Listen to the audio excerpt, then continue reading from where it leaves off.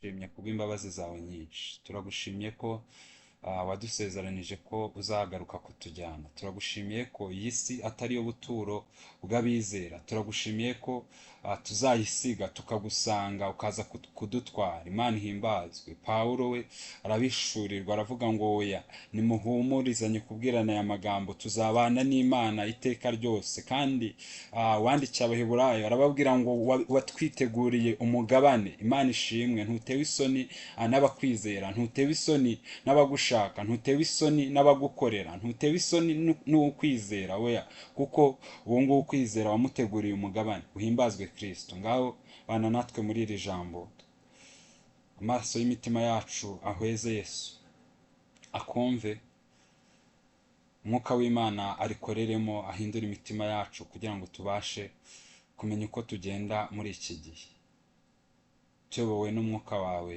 kandi dufite ubwenge, tuyobowe n'ijambo ryawe. Urakoze Kristo, ni mu izina rya Yesu Kristo, amen amen. Imana ihimbazwe cyane.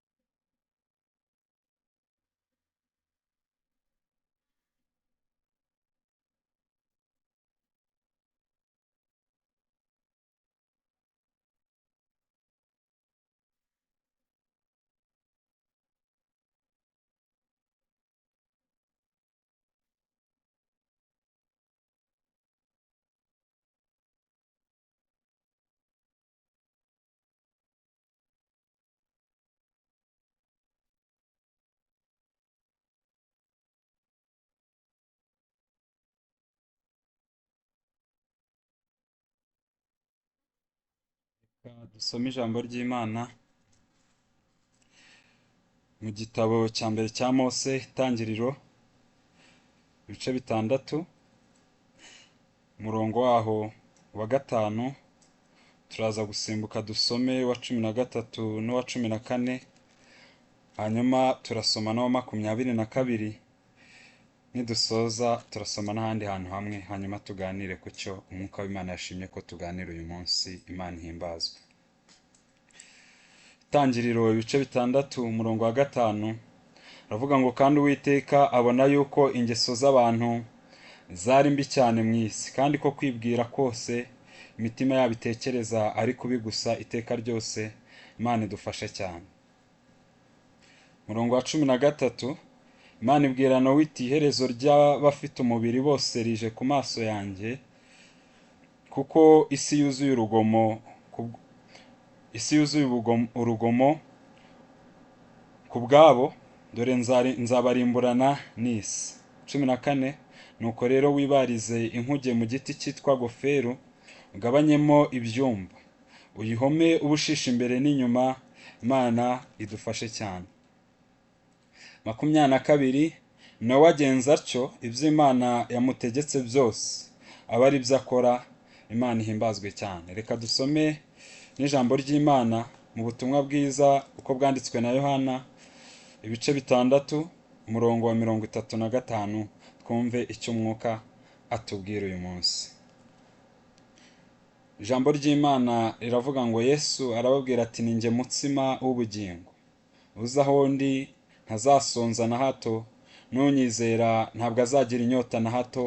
Umwami ahimbazwe cyane. Reka twongere dusome ijambo ry'Imana mu butumwa bwiza uko bwanditswe na Yohana, ibice 6 umurongo wa 35, haravuga ngo Yesu arababwira ati ni njye mutsima w'ubugingo, uza aho ndi ntazasonza na hato, n'unyizera ntabwo azagira inyota na hato. Yesu Kristo umwami wacu ahimbazwe, kuko nitumwizera tutazagira inyota na hato. Yesu ashimwe cyane. uyu munsi tugiye kuganira kuri topike ivuga ngo guhungira kuri Kristo ngo dukizwe. Guhungira kuri Kristo ngo dukizwe. Amen. Guhungira kuri Kristo ngo dukizwe. Imana ihimbazwe. Dusomye ijambo ry'Imana mu butumwa bwiza uko bwanditswe na Yohana mu bice 6 umurongo wa 35, ngo Yesu arababwira ati ninjye mutsima w'ubugingo, uza aho ndi ngo ntazasonza na hato, n'unyizera ntabwo azagira inyota na hato. Umwami ahimbazwe cyane. Guhungira kuri Kristo ngo dukizwe niyo topic njye tugiye kubana uyu munsi. Nitwa Mucurando Die, ndi mwene data cyangwa ndi umukristo uri mu rugendo rugana mu ijuru. Kuba dufatanije cyangwa kuba byizera ko hari ijuru, Imana ibaha umugisha, kandi n'abatabyizera ijuru rirahari si ibitekerezo. Ijuru rirahari si ibitekerezo, kandi buri wese aharanire kugira ngo azaribemo. Umuntu utizera navuga ngo afite ibibazo bikomeye cyane. Umuntu utizera, kandi kwizera si ukuvuga ngo ubundi wavuga ngo habaho kwizera kw'ibice 3 cyangwa 4 muri ubu buryo ngiye kubabwira. Kwizera kwa mbere ni uko umuntu aryama nijoro akizera ko ejo azabyuka, akanahapuraningira. Mu by'ukuri uwo muntu yizeye ko ejo azaba ariho, ariko nta kintu gihari kimwemeza ko atari buzinduke yagiye yavuye mu mubiri. Uko no kwizera kwa mbere. Ukwizera kwa kabiri ni ukwizera umuntu yiyumvamo. Uko kwizera umuntu yiyumvamo ni kwa kundi wumva hari ikintu uzabona ukicara uvuga ati nge nzaba umuntu ukomeye. Hari abatabyizera bavuga ngo nzaba inkubiswi, bizagenda gute, bizandangiriraho, mbese akumva ubuzima bwe burarangiye, akumva nasoza nta kazi, akumva mbese ntago azabaho, akumva azapfa. Hakaba n'undi noneho bawicara avuga ngo njyewe nzasoza hano mbona akazi, kandi uwo muntu nta kintu na kimwe afite kimwemeza ko azabona akazi usibye kuba yarize. Ariko arabizi neza ko hari abize bakakabura, arabizi neza ko hari abize bakava mu wa mbere bakagera mu wa kabiri, bagera mu wa gatatu bikanga, arabizi neza ko hari abize ibyorezo bikaza bikanga, ariko uwo muntu arize aravuga ngo nge nzarangiza, ninarangiza nzabona akazi. Uko nako ni ukwizera kw'ikintu wiyumvamo. Ukavuga ngo nge nubwo bimeze uku nguko, ariko mba numva, nubwo mbona nkennye, ariko mba numva nzakira, kandi nta kintu na kimwe ufite kiguhamiriza ko ubwo bukira uvuga uzabubona. Uko ni ukundi kwizera. Hari ukwizera noneho kwa gatatu gukomeye cyane. Ukwizera kwa gatatu ni ukwizera umwana w'Imana. Ni nako kwizera ngira ngo tuze kuganiraho. Guhungira muri Kristo Yesu kugira ngo dukizwe. Imana ihimbazwe cyane. Ukwizera umwana w'Imana. Ntabwo twizera ko Yesu ari buze akaduha imyambaro n'ibiryo, nubwo nabyo ari byiza kubyizera, ariko ibyo ngibyo biraciriritse kuko atanga ibirenze ibyo ngibyo. Umwami ahimbazwe cyane. Hari ikindi gikomeye dufite kwizera. Ibyo nabyo ni byiza, tutabyizeye tuba dufite kwizera guke, ariko hari ikibibanziriza, ni ukwizera umwana w'Imana. Amen, haleluya. Yesu yigeze aganira n'abantu, n'ubundi naha twasomye muri Yohana ibice 6 murongo wa 29. Abantu ngo umunsi umwe yarabagaburiye barya amafi barahaga. Hanyuma umunsi wa kabiri Yesu baza kumushaka, bibona ngombwa ko batega, ngo yari yambutse inyanja, ariko ngo batega amato, bishyura tike. Bagiye gushaka iki? Ntabwo bari bagiye gushaka Yesu kuko bamwizeye nk'umwana w'Imana, kuko bari kubona ari umugira neza, ngo wakoze ibitangaza, ngo bakishima bakabona ko ari umuntu wo kwizerwa. Oya, ahubwo bashakaga imigati yari yarabahaye mbere. Hanyuma Yesu bahageze arabivumbura, arangije arababwira ngo rero umurimo w'Imana nguyu. Umurimo w'Imana si uwo nguwo. Umurimo w'Imana si ukunkurikira gutyo. Imana ireba mu mutima, ntabwo ireba ibyo bindi murimo mushaka. Arababwira ngo umurimo w'Imana nguyu. Umurimo w'Imana ni uko mwizera uwo yatumye. Imana nihimbazwe cyane. Umurimo w'Imana no kwizera uwo yatumye. Kwizera rero kwa gatatu ni uko nguko. Kwizera kwa gatatu ni ukwizera umwana w'Imana. Ukizera ukavuga ngo njyewe na nyuma y'ubu buzima nzabaho. Amina, haleluya. Abantu babyizera ibyo bintu ni bake. Bizera ko na nyuma y'ubu buzima hari ubundi buzima, ariko nyuma y'ubu buzima bene data hari ubundi buzima, kandi ubwo buzima uzaba ubamo neza n'umuntu wizeye Yesu Kristo. Imana ishimwe cyane. Nyuma y'ubu buzima hari ubundi buzima. Uwo muntu rero ubyizera uvuga ngo njyewe ndizera ntashidikanya ko nyuma y'ubu buzima hari ubundi. Hari abizera ko nyuma y'ubu buzima ngo abantu ngo hari igihe umuntu ashobora kuvuka ngo ari inkoko, akavuka ari inka, akavuka ari intama, mbese akumva ngo azavuka ari itungo, cyangwa ngo bakamwubakamo inzu, mbese nyine ukumva n'ibyo bintu abantu bari gutekereza. Ariko biratandukanye. Nyuma y'ubu buzima hari ubundi buzima bene data. Nasomye ijambo mu Byahishuwe mu bice 20 uhereye nka 13 ukamanura.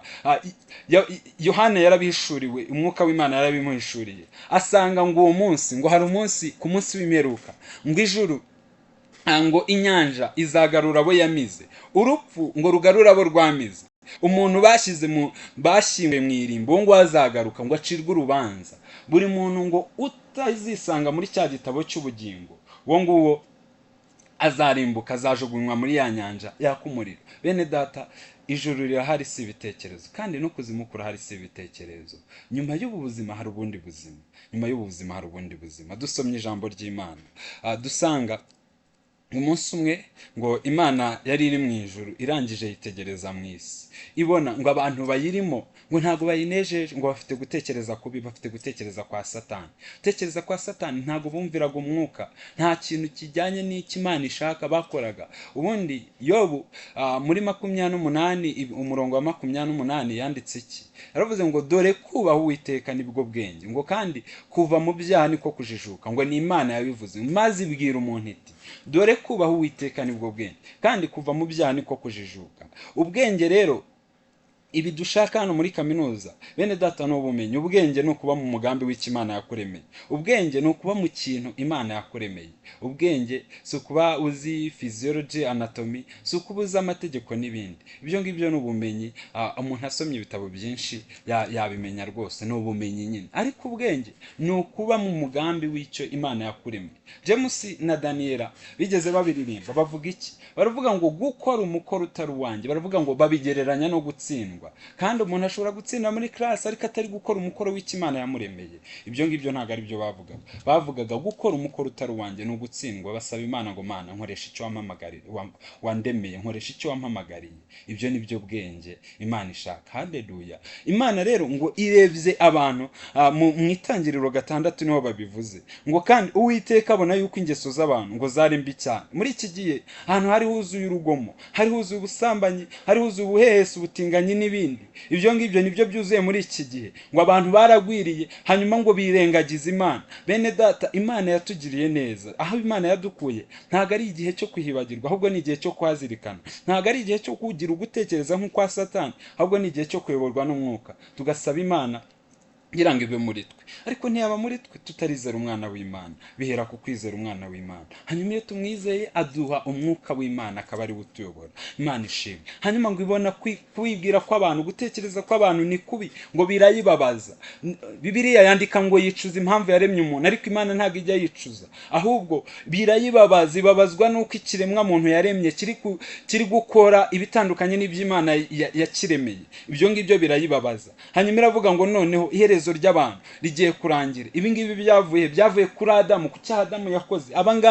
Aba bakoraga ibi ngibi bari abantu bakomotse kuri Adamu. Hanyuma ngo kubera iyo mbuto y'icyaha yari barimo yagiye itanga umusaruro wo gukora ibyaha, ngo bagira urugomo rwari rukabije muri icyo gihe. Ngo Imana ireba isi, ngo kandi isi yari yononekaye mu maso y'Imana, ngo yuzuye urugomo. Imana idufashe cyane. Niko no muri iki gihe bimeze. Intambara ni nyinshi. Turaza gusoma muri Matayo 24 mwumva uko Yesu yavuze ngo igihe cyanjye cyo kuza nikigera muzabona ibimenyetso. Imana idufashe cyane. We yakigereranyije n'iki gihe cya Nowa. Aravuga ngo abantu bazaba bikunda, abantu bazaba batumva, abantu bazaba bahanura ibinyoma, abantu bazaba badakunda kumva ijambo ry'Imana, abantu bazaba biyobora, abantu bazaba ubusambanyi buzaba bubaye bwinshi, ubutinganyi buzaba buje, kandi niyo minsi dusohoyemo. Imana idufashe cyane. Ariko turi muri topic ivuga ngo guhungira muri Yesu Kristo kugira ngo dukizwe. Imana ishimwe. Reka nihute kuko igihe ni gitoya. Imana ibwira Nowa, iramubwira ngo noneho wowe mbonye ko umutima ufite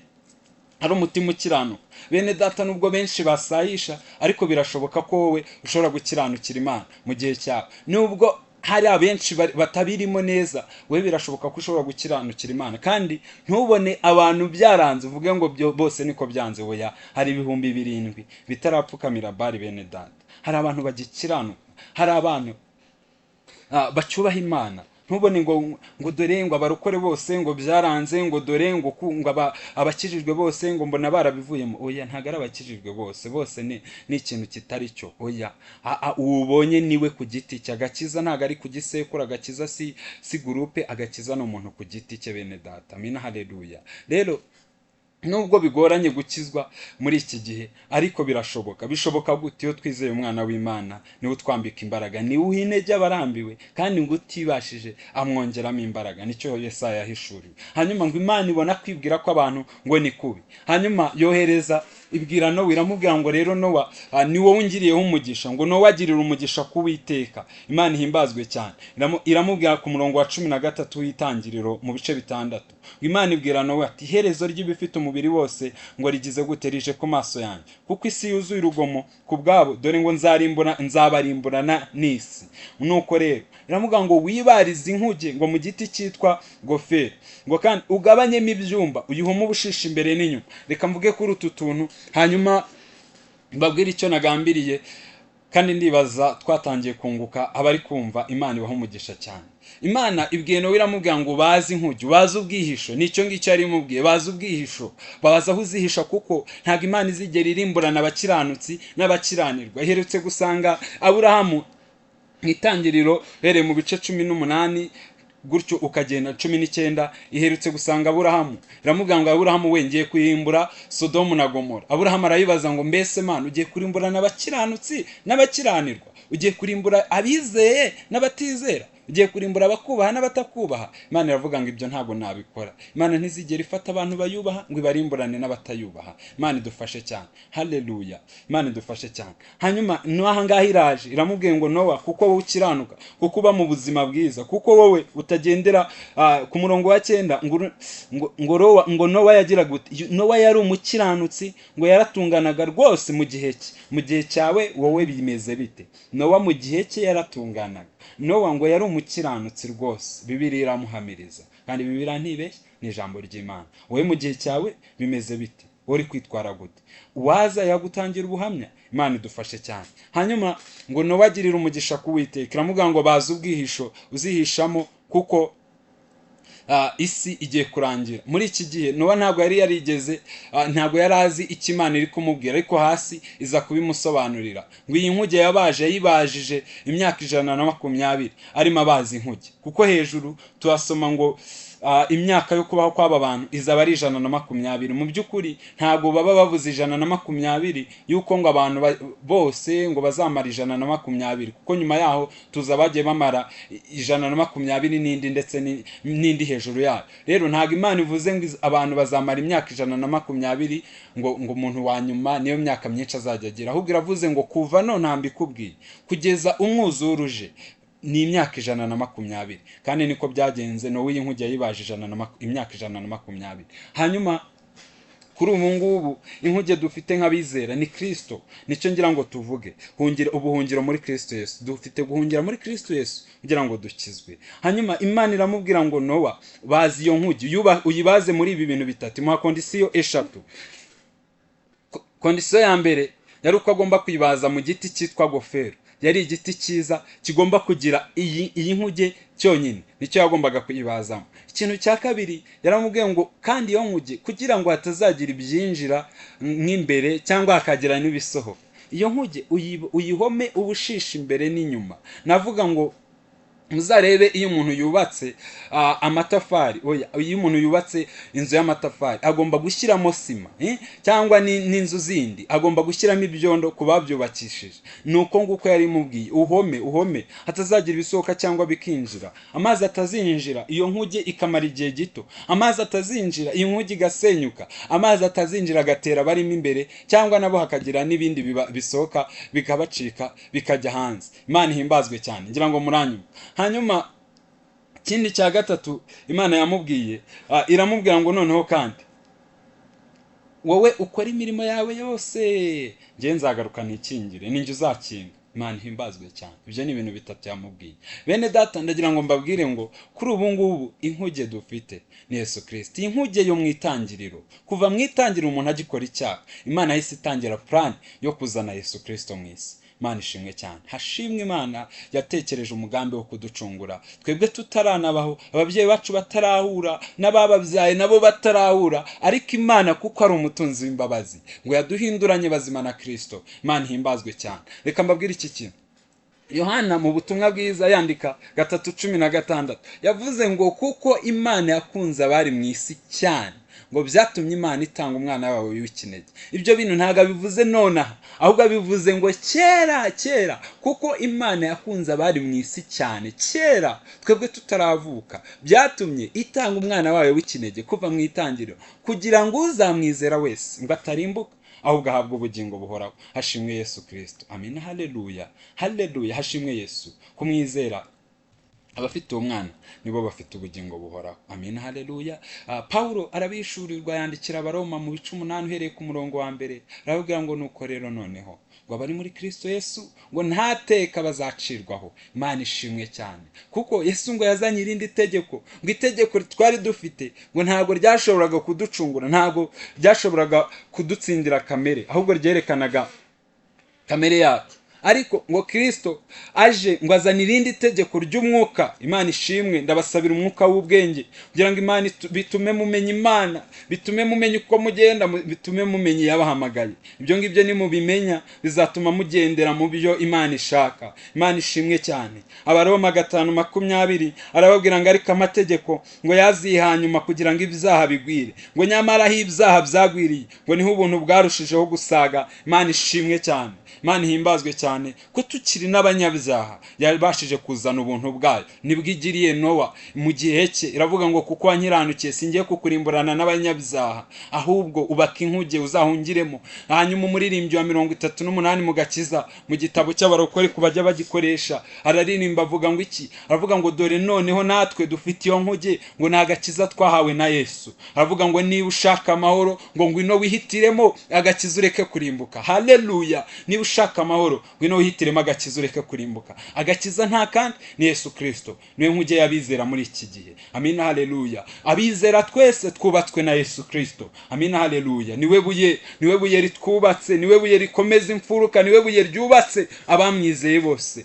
Haleluya. Sinzi niba munyumva, ariko Yesu Kristo niwe buye ryubatse abamwizeye bose. Imana himbazwe cyane. Yohana arabihishurirwa mu butumwa bwiza igice cya mbere 13 avuga ngo iki? Avuga ngo iki akora? Ngo abamwizeye bose ngo bakizera izina rye, ngo abo yabahaye ubushobozi bwo kuba abana b'Imana. Aravuga ngo abo ntago babyawe n'amaraso, abo ntibabyawe n'ubushake bw'umugabo n'umugore, abo ntibakibagirirwa mu bisekuru by'iwabo, oyaho ni mwisi, ahubwo mu ijuru n'abana b'Imana. Paulo arabihishurirwa yandikira Abefeso mu bice 2 mu murongo wa 6 arababwira ngo hoya ntago tukiri mwisi, ahubwo turi hehe? Turi mu ijuru mu buryo bw'umwuka. Amina. Haleluya. Abizera Yesu Kristo. Kandi arabihishurirwa avuga ngo uyu umuntu ari muri Kristo Yesu ngo abahindutse icyaremwe gishya, abahindutse umwana w'Imana. Ngo ibya kera biba bishize, ngo biba bihindutse bishya rwose. Amina. Haleluya. Ntago tukibarwa kuko ngo kubgaho duturuka, ngo kubgaho twavukiye, oya ibyo byari bya kera kubw'abayuda n'abande bose n'Aburahamu n'aba Mose. Yesu Kristo yazanye irindi tegeko rishya, turi abana b'Imana kubwo kumwizera. Haleluya. Niba utaramwizera iki nicyo gihe ungira muri Kristo Yesu kugira ngo ukiri urupfu ruzatera abatamwizera. Nk'uru rupfu Yesu yabigereranyije yandikamo abivuga muri Matayo 24 yavuze ko igihe cyo kuza kizaba kimeze nk'iki. Kibivuze ngo abantu bazahura n'ibyago nk'ibi ngibi. Yesu niwe giti bavugaga hano ngo uzubakisha inkuge, ngo igiti cyitwa goferi. Yesu niwe giti kitugize, niwe gishyitsi ngo cya Dawidi. Yesu niwe giti kigize itorero. Amina. Haleluya. Aho buri muntu mwitorera arimo niba yarize Yesu Kristo yubatswe nawe. Imana ihimbazwe cyane. Buri muntu umuririmbyi arabishurirwa aravuga ngo buri muntu mwitorera arimo ngo abuwejejwe muri ryo. Nta kindi kitweza ni ukwizera Yesu Kristo n'amaraso ya Yesu Kristo. Haleluya. Hanyuma icyo nshaka kuvuga ni iki? Twese twubatswe na Yesu Kristo. Icyakora ubu biratandukanye, kuko hari igihe usanga abantu babeshya ngo bize Yesu Kristo ngo niwe mwami bakorera, ariko ntabwo tuzi umwami bakorera. Sinzi uwabivuze neza, aravuga ngo hari abantu bavuga ngo bageze ku musaraba, ariko ntabwo tuzi umusaraba bagezeho, kuko imisaraba yari itatu. Mwene data, bageze ku ibyo ukora ubibwirizwa nande? Ibyo ukora ni umusaraba wa Yesu Kristo cyangwa ni uwundi musaraba? Amina, haleluya. Ni uwuhe musaraba? Ku musaraba niho dusezeranira na Yesu Kristo, bavuga ngo njye mvuye mu byaha ninjiye mu bana b'Imana. Amina, haleluya. Ku musaraba niho dukurirwaho imitwaro y'ibyaha, hanyuma ku musaraba niho tubonera urwandiko rutujyana mu ijuru. Ku musaraba niho twambikwa indi myenda mizima, itari ya yindi twambaraga tugisambana, itari ya yindi twambaraga tukibeshya, itari ya yindi twambaraga tukigira amashyari, itari ya yindi twambaraga tukigira amagambo tuvuga abandi, itari ya yindi twambaraga tukiba mu ngeso mbi za kera, ahubwo tukambara undi mwenda mushya wo gukunda bene data, wo kubafasha, wo gukora imirimo myiza yose twaremewe muri Yesu Kristo. Imana ihimbazwe cyane. Umusaraba twagezeho ni uwe musaraba? Ni umusaraba cyangwa ni umusaraba w'igisambo? Ariko uyu munsi niwumva ijwi ry'Imana ntiwinangire umutima, umusaraba wa Yesu urahari. Uyu muririmbyi twatangije yavugaga ngo mbese Gorigota iracyariho nanjye ngo nihane. Amina, haleluya. Gorigota iracyariho bene data, harakejesha amaraso. Yesu Kristo arakejesha amaraso. Amina, haleluya. Yesu Kristo arakejesha amaraso. Imana ihimbazwe cyane, haleluya. Iyo umuntu ari muri Kristo Yesu aba ahindutse icyaremwe gishya, kandi abari muri Kristo Yesu ntateka bazacirwaho. Yesu niwe giti noneho kigize inkuge y'uyu munsi, n'agakiza. Ni Yesu kubatse, ni Yesu twese turigomba kwinjira muri we kugira ngo dukizwe. Nowa yinjiye mu nkuge kugira ngo akizwe, ariko twe noneho dufite kwinjira muri Yesu Kristo tugahungiramo kugira ngo dukizwe. Imana ihimbazwe cyane. Igiti yavugaga hano yari Yesu Kristo. Iki giti bavuga ngo Nowa wubakishe iyi nkuge, igiti cyitwa goferi. Iki giti ni Yesu Kristo. Inkuge y'uyu munsi ariyo gakiza yubatswe n'igiti Yesu Kristo, dufite kwinjiramo. Bene data, we babwira ngo kuki witwara uku nguku ko mbona atari imbuto zikwiriye abihannye, ukavuga ngo njyewe ngo mfite uko mbana n'Imana yanjye. Mwene data, iyi nkuge turimo yubatswe n'igiti kimwe. Iki giti ni Yesu Kristo, nta kindi. Haleluya. Inkuge turimo yubatswe n'igiti kimwe, nta kindi, ni Yesu Kristo. Agakiza twakiriye ni karangwa n'ibintu bimwe, ntago aba bagira kabo abandi bagira kabo abandi bagira kabo. Oya, turi muri Kristo Yesu, turi umuntu umwe. Imana ishimwe. Paulo yandikira Abagalatiya mu bice bitatu, aravuga ngo ubu nta mugiriki, nta muyuda, nta musamariya, nta mugore, nta mugabo, nta mwana. Oya, twese kuba turi muri Kristo Yesu turi abana b'Imana. Imana ihimbazwe cyane. Uwize Yesu Kristo aba ari umusaza, aba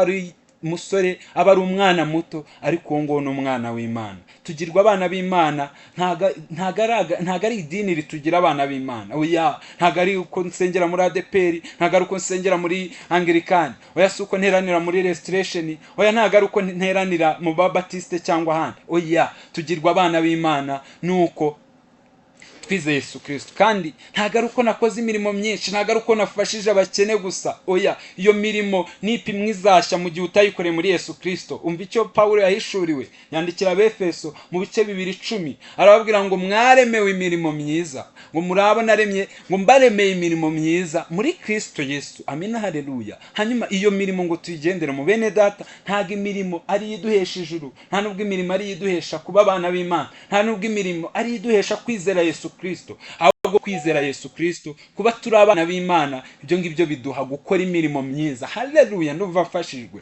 Kuba turi abana b'Imana biduha gukora imirimo myiza. Ntago kuba dukora imirimo myiza ari byo biduha kuba abana b'Imana. Oya, kuba nafasha abakene, izo ni impuhwe nabagiriye, ibyo ni ugufasha nyine, birasanzwe rwose pe.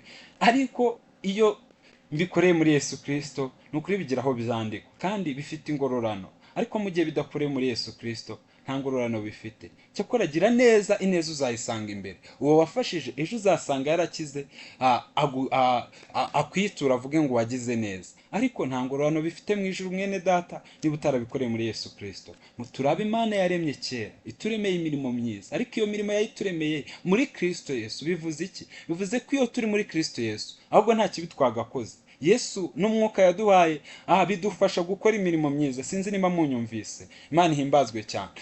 Nowa rero agakiza dufite agakiza twahawe ni agakiza kamwe, ntabwo ari udukiza dutandukanye, ntabwo ari udukiza ngo kuba nsengera ngo mfite kwitwara, oya, uyobowe nande. Pawulo arabishurirwa, yandikira Abagalatiya 2:20, uyu murongo ndawukunda, avuga ngo iki? Avuga ngo njyewe nubwo wenda ndi uyu nguyu, nubwo ndi umwigisha, nubwo nturuka muri aba ngaba, nubwo ndi umugiriki, ndi umufarisayo, ndi umuki, ariko njye nabambanywe na Kristo.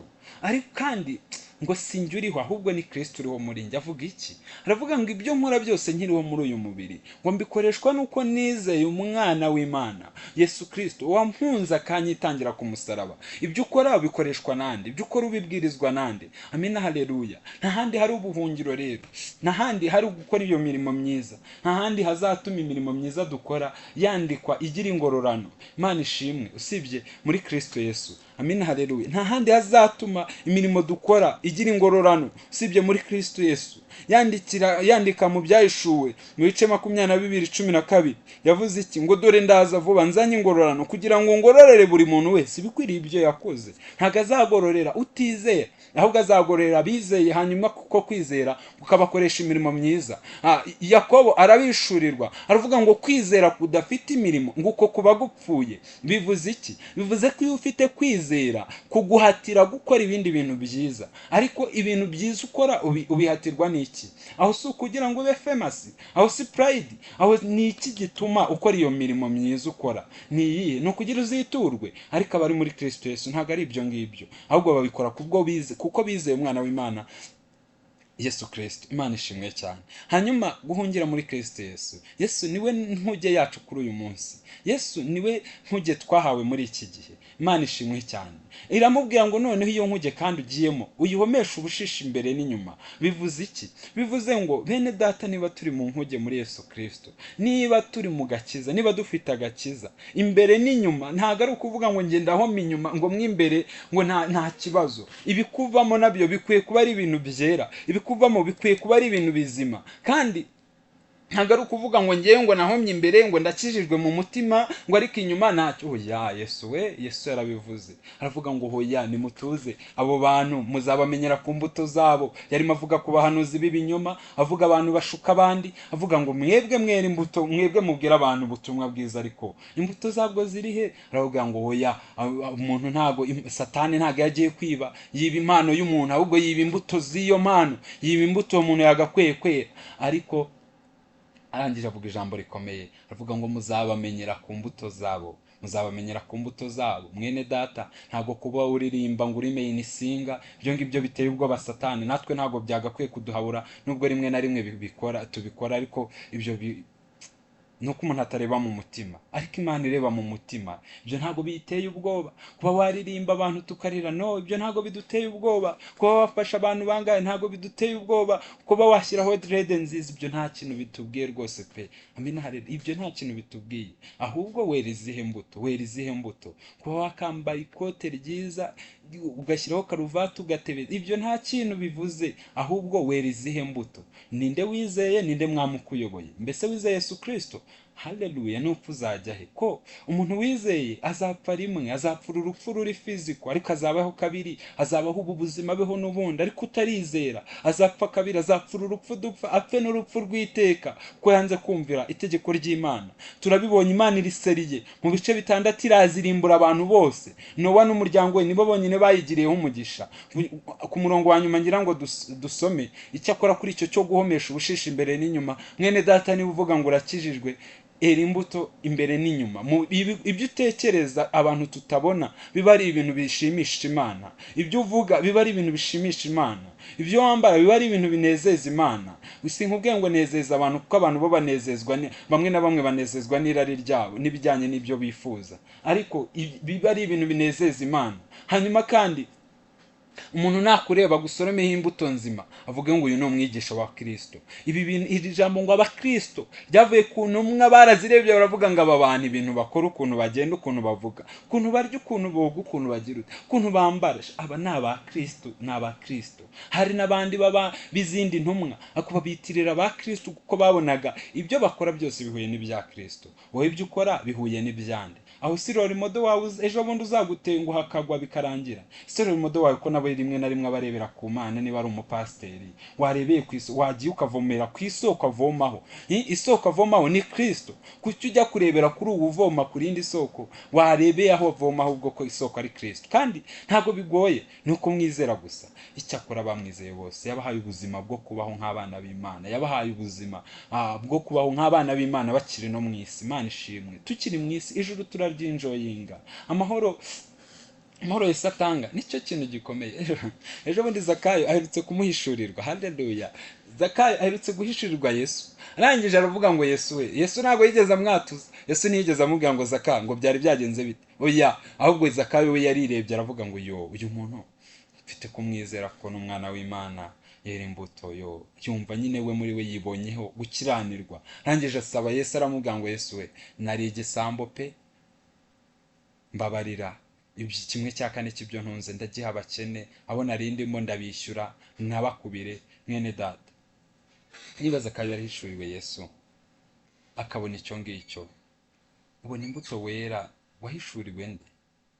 Aho ni wahishuriwe cya gisambo cyari ibumoso bwa Yesu, naba n'icy'iburyo cyari hano. Ako se we wahishuriwe nde? Imana idufashe cyane. Icy'iburyo cyari hano, icy'ibumoso kirinangira. We winangiye nka kiriya gisambo, ntabwo uzigera ubana na Yesu muri paradizo, ntabwo uzigera winjoyinga ku bwami bw'Imana. Kandi ubwami bw'Imana burahari si amagambo, ubwami bw'Imana burahari si amagambo. Yesu yigeze abivuga mu buryo butangaje, aravuga ngo icyo gihe musabe ntikizaba ari mu mbeho ku bihugu bibamo imbeho, imbeho ijya yica abantu. Aravuga ngo kandi icyo gihe musenge kizaze mu bihe byiza, kuko avuga ukuntu umwe azagenda undi agasigara, avuga ukuntu bamwe bazarira bakaboroga, avuga n'imbuto abantu bazababera n'ibibazo bizaba bihari. Aravuga ngo Yesu ngo mwirinde ngo hatagira umuntu ubayobya, kuko benshi bazaza biyita izina ryanjye bati ni njye Kristo, ngo bazayobayobya benshi. Muzumva iby'intambara n'impuha z'intambara nk'iziriho ubu ngubu. Avuga ngo mwirinde mudahagarika imitima ko bitazabura kubaho. Intambara ziriho ubu ntabwo zabura kubaho, ariko imperuka izaba itaraza. Ibibazo biriho ubu ngubu, imperuka ntabwo iraza. Ibaza imperuka neza. Amen, haleluya. Kandi imperuka irahari bene data. Avuga ngo ishyanga ngo rizatera irindi shyanga. Ibi ngibi biri kuba, kandi imperuka nizaza. N'ubwami ngo buzatera ubundi bwami, hazabaho inzira z'ibishyitsi hamwe na hamwe. Ngo ariko ibyo byose bizaba ari itangiriro ryo kuramukwa. Haleluya. Ngo ibyo byose bizaba ari itangiriro ryo kugira ngo Kristo yibaruke itorero, aze atwara itorero. Ibyo bizaba ari itangiriro ryo kugira ngo itorero rizamurwe. Bene data, itorero rirenda kuzamuka. Benshi muravuga ngo turi ngo twavutse bavuga ngo Yesu araje, ngo n'ababyeyi bacu nuko. Bene data, birashoboka ko Yesu ataje uyu munsi, ariko si urupfu rwo byagenda bite? Ruramutse ruje byagenda bite mwene data? Salomo yarabishuriwe mu mubwiriza, aravuga ngo umurimo wose werekejeho amaboko, avuga ngo ukorane umwete. Avuga ngo kuko ikuzimu aho uzajya ngo nta mirimo ntaki, mbese nyuma yo gupfa nta wundi murimo, nta gukora guhari, nta kwisubiraho. Bamwe tujya dusabira abantu ngo muri purigatori. Bene data, tubasabire tugire ute? Ariko ahubwo aho kugira tujye kubasabira, tubigisha inzira y'Imana mbere yuko banapfa. Basi bagende bizeye Imana, ariko nibanapfa wenda tuzakomeze kubasabira, ariko twarababwirije ubutumwa bwiza. Nubwo ntekereza ko iyo bapfuye nyuma yaho nta kindi kintu, kuko ntabwo baba bakisubiraho. Kandi agakiza si ikiryango, si uko bagusabiye, kereka ukiriho nyine ugabasha gufata umwanzuro, ariko utariho biragoye. Imana idufashe cyane. Aravuga ngo ubwo nibwo ngo bazagambanirana ngo mubabazwe, ndetse bazabica, muzagwa mu mahanga yose babahora izina ryanjye. Aravuga ngo nibwo benshi bazasubira inyuma. Niko bimeze, abantu benshi bari gusubira inyuma, ngo bakagambanirana bakanangana. Abantu bari kwangana urwango rutangaje, ugasanga umuntu mubana muri hostel ntabwo umuvugisha, ugasanga umuntu murigana ntimuvugana, mwapfuye ikintu cy'amafuti. Mwene data, ibyo bintu nibyo Kristo yavugaga, ariko twisubireho.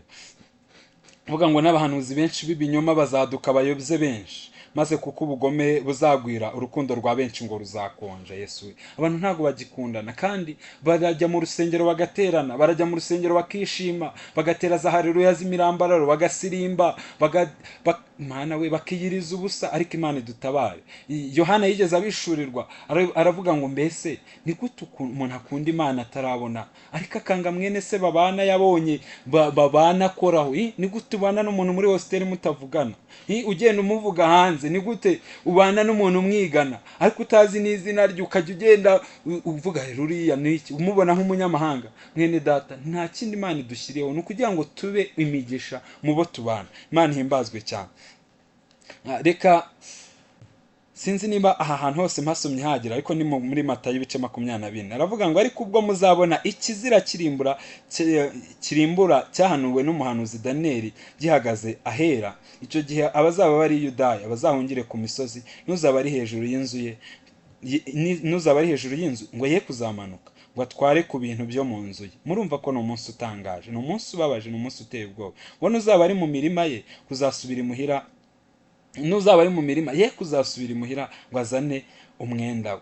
Abazaba batwite n'abonsa muri iyo minsi bazabona ishyano. Namwe musengere kugira ngo guhunga kwanyu ngo kutazabaho mu mezi y'imbeho cyangwa ku isabato, ngo kuko muri iyo minsi hazabaho umubabaro mwinshi kutigeze kubaho uhereye ku kuremwa kw'isi ukageza none, ngo kandi ngo ntuzongera kubaho. Imana idufashe cyane. Aravuga ngo iyo minsi yaba itagabanijweho ngo ntihajyaga kuzarokoka n'umwe, ariko ngo kubw'intore iyo minsi izagabanywaho, ngo kubw'itorero iyo minsi izagabanywaho. Aravuga ngo icyo gihe umuntu nababwira ati dore Kristo ari hano, n'undi ati ari hano, ntimuzabyemere, kuko abiyita Kristo n'abahanuzi b'ibinyoma bazaduka. Bene data, abantu bari kuza bavuga Kristo utandukanye n'uwo tuvuga, abantu bari kuza babeshya, abantu bari kuza bavuga ibihwanye n'irari ryabo. Bari kubwira abantu ngo Kristo ngo yaradupfiriye ngo kubw'ibyaha twakoze, ibyo dukora n'ibyo tuzakora. Ibyo bintu ni ubutumwa bubi, ibyo bintu ntabwo ari buryo, ibyo bintu ni ukubeshya. Yesu Kristo yadupfiriye kubw'urupfu twari kuzapfa. Yesu Kristo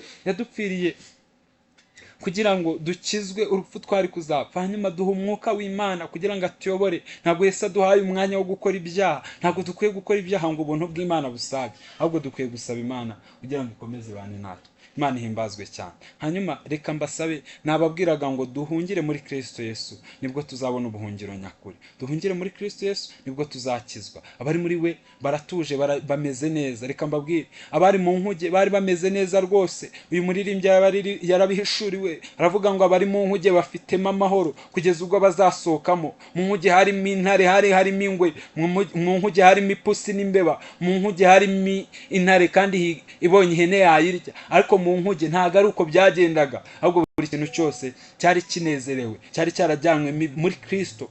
Buri muntu wese aranezerewe kandi afitemo ibimukwiye. Ntabwo intare yari kugenda irya ihene, oya, intare yari iguwe neza, yari ifite amahoro, inezerewe rwose. Ariko reka mbabwire ikintu gitangaje, intare igisohoka mu nkuge ikibona ihene hanze yarayirukankanye, ngira ngo abura bari barimo ndatekereza bari bajije ibibaye.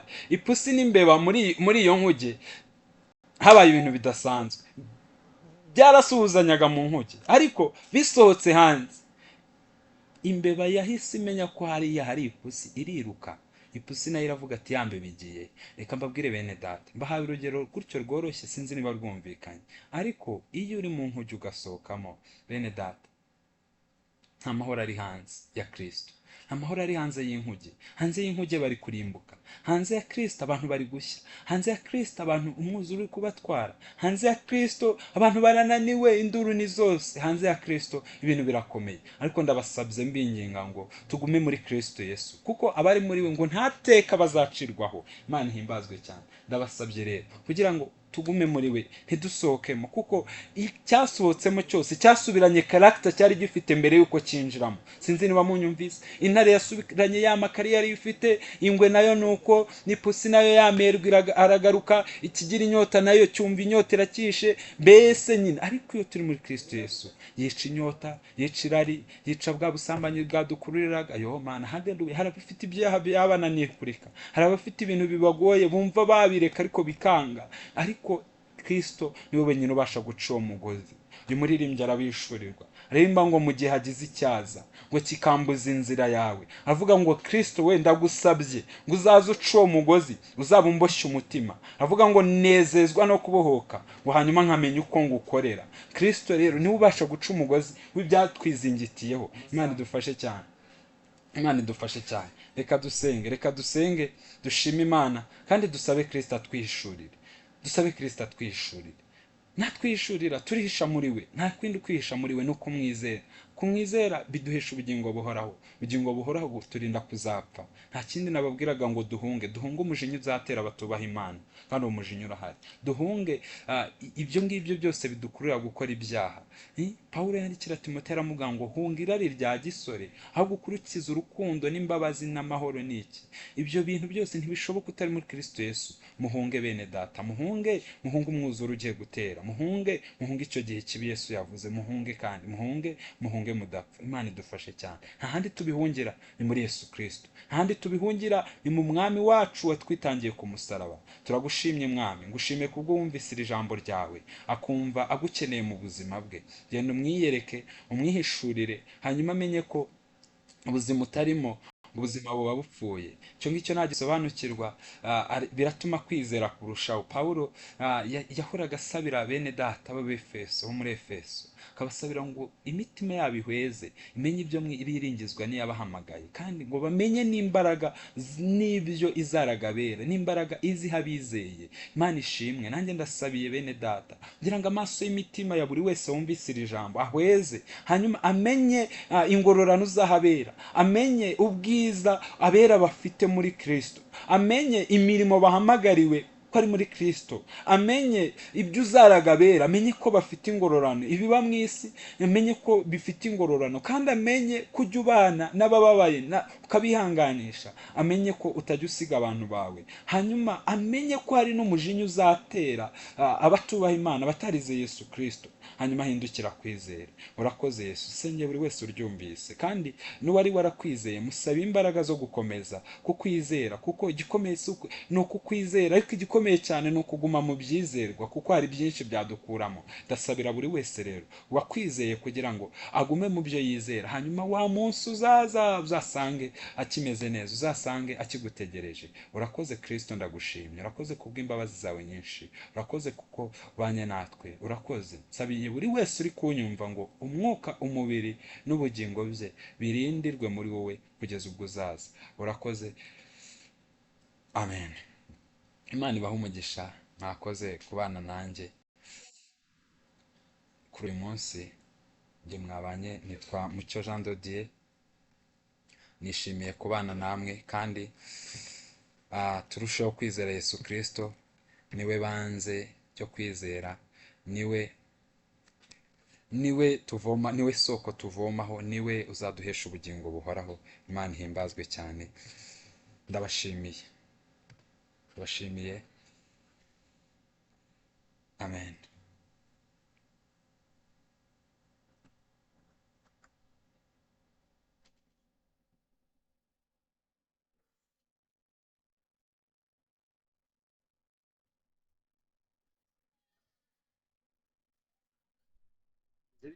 Sawa. wariye iminota. Nariye iminota se gute ko nanjye nasanze bayiriye? Ahubwo si kwanze hanze ntabwo bivuga. iyo ntari kubyumva arangira ngo ntibibe. Yego.